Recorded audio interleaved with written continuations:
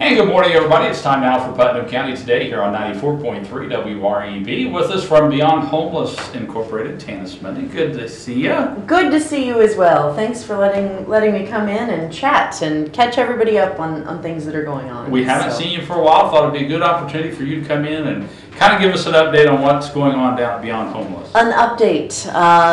For the record, we are still a shelter for women and women with children. That has not changed. But I want to let everybody know how things are going. We obviously have been open and operating for over a year now, and we're really pleased to be entering this second year. And right now we've got about 10 adult residents and 3 children. Had some new move-ins recently and move-outs. That's kind of the nature of the beast, if you will.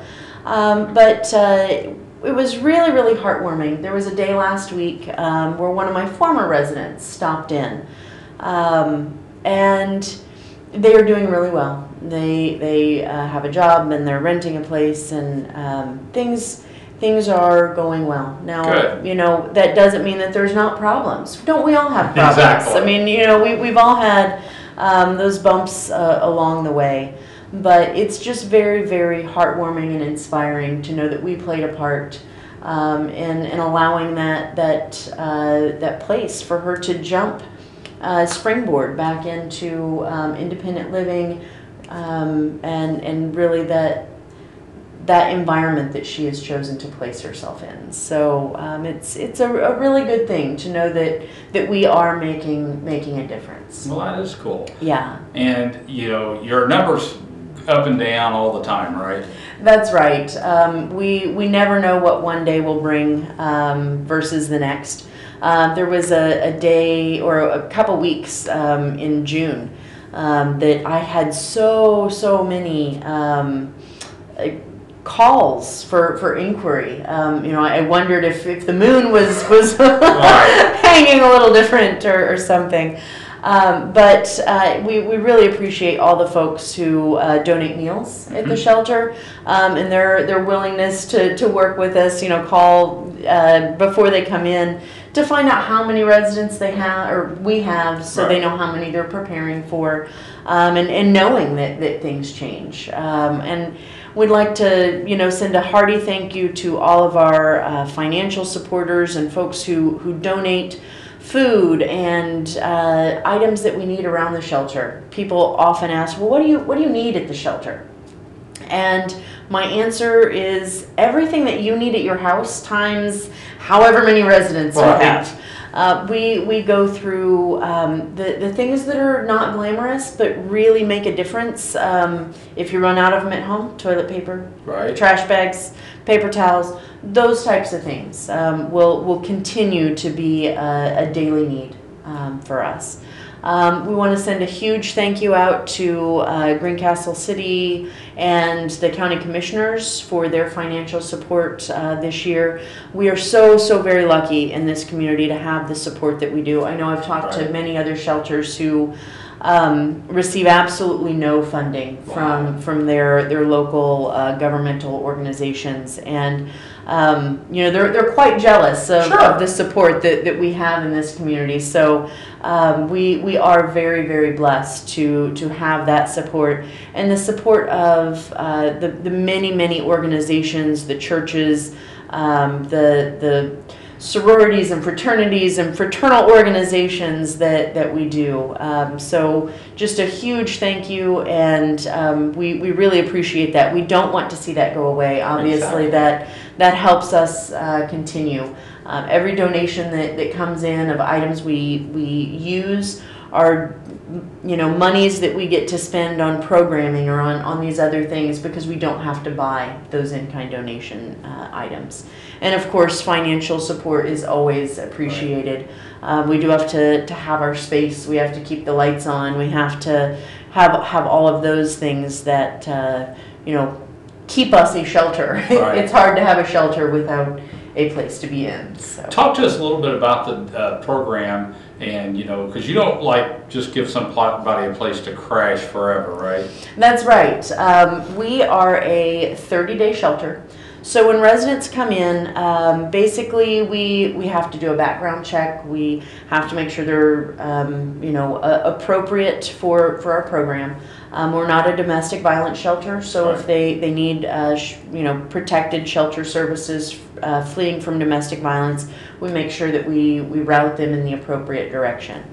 So when residents come in, we sit down, we work with them, we complete a self-sufficiency matrix to kind of find out where their weaknesses are and where their strengths are. We work with them to create the goals that they want to work on moving forward. That's different for each resident. Now, it often includes employment, financial management, housing, a lot of times mental health and healthcare services. But each case is unique. Right. So we work with them on creating those goals and what they want to strengthen in their life. And so then weekly they create these goal sheets and to-do lists of what am I going to accomplish this week? How am I working on changing my situation? Right. So when they're nearing the end of their 30 days, they may grant or they may request an extension, because we all know that it takes a while to make changes. It's not impossible, but it is not often that we can turn our situation around in 30 days. Exactly. So they may grant an extension, and if they've actively been working on addressing their goals and seeking employment or whatever their goals may be, we will grant an extension on that and allow them the extra time to continue working on their goals. So we average right now about 45 days is an average day. Now obviously some are more and some are less, but our average is around 45 days for our residents. All right, well, it sounds good, and of course you've had some success with the program. We definitely have. When you look at all the numbers and crunch everything up, which is not my favorite thing to do, I prefer talking with people, but tracking that is obviously very, very important. And we recently tracked that or ran those numbers for some grants that we've been seeking to continue to sustain us and help us grow and become stronger. But we've definitely had successes. We have had about 50% of our residents who have seen an increase in the numbers that we use are that self-sufficiency matrix. So they've seen an increase in that figure that says that they are more independent, that they have improved their situation in some way. So we've had about 50% improve in that way, and about 70% of our residents have left our shelter services to other more stable permanent housing options. So we're definitely seeing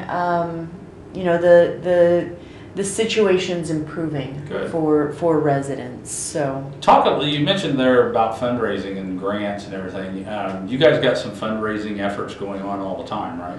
Oh, well, we are always accepting financial donations, and we are very blessed with folks bringing those in-kind donations in.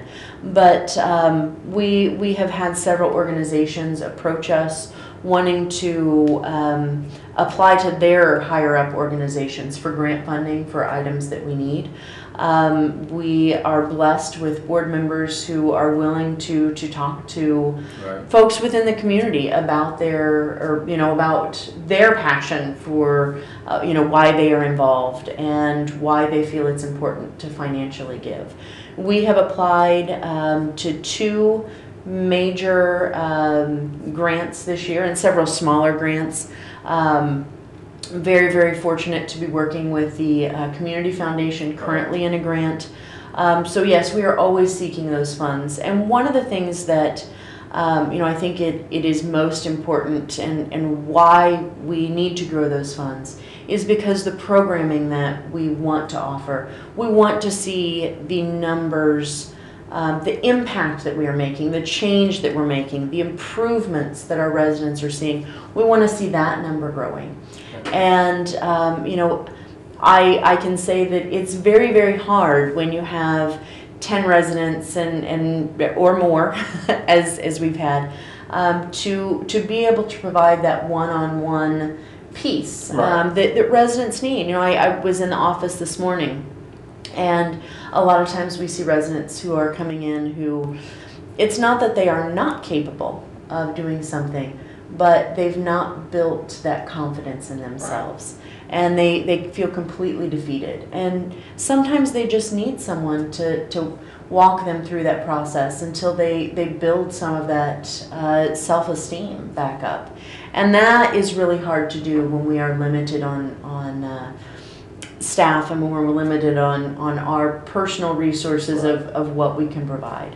So we want to continue growing. We want to be able to offer more of that one-on-one, that programming piece, the educational piece to improve their knowledge, their life skill base, and that independent living plan tools in moving out back into the communities. Now, one good thing, you guys have a Facebook page that kind of keeps people updated. We right? do. We are out there on Facebook. You can like us. You don't and it's Beyond Homeless Incorporated. Go find us. Click like. Yeah, there you go. We keep folks up to date with some of our more pressing needs at the shelter. There are times that folks come in and we have an urgent need for diapers, or right. we have an urgent need for a small specific item. So we keep people up to date with that. We also try to keep out there some of the things that we're doing at the shelter. So, if we have a special program, we've had several musicians from our community come in and present, and the residents have absolutely loved that. So we thank all those who have been involved, and you can keep up to date on those stories via our Facebook page. Also coming very, very soon will be our full website. Okay. We've been working on that and trying to get all the information out. So that will be coming guaranteed within the next month. Okay. So when we get that out, that link will go on Facebook, and folks can see more fully what services and resources are out there. Now, if people want to get a hold of you, how's the best way to do it? They can reach us via phone at 765-301-9263. They can email us at Beyond Homeless Incorporated, all spelled out, beyondhomelessincorporated@gmail.com, or they can stop by the office Monday through Friday from 10 a.m. to 4 p.m. Guaranteed somebody will be in the office, and we are located at 309 East Franklin Street. I think it's technically Suite B, but we're down the west side of the building. There are other offices in the front of that building. The Greencastle Putnam County Housing Authority and the Putnam County Emergency Food Pantry are all located in our community hub building. So we are in the MAX. So folks may do that, and we are happy to help. So a lot of times we get calls for folks who have a friend who is in need of resources. We will do our best. Another thing, if anyone out there listening is looking for information on what is out there to provide assistance or to help change their situation, we often refer folks to 211. Right. You can call 211. You get a live person just like me with an entire database before them that has all types of resources that are available to folks in our community in particular. So if anyone is out there and you don't want to speak with me, but you do need help, please do call 211. All right, sounds great. Tanis, thank you for stopping by and bringing us for up to letting me date come on in. what the shelter's doing. Don't forget, if you're a nonprofit group or community organization, you'd like some free airtime here on WREB, you too could be a part of Putnam County Today. Give us a call at 653-9717.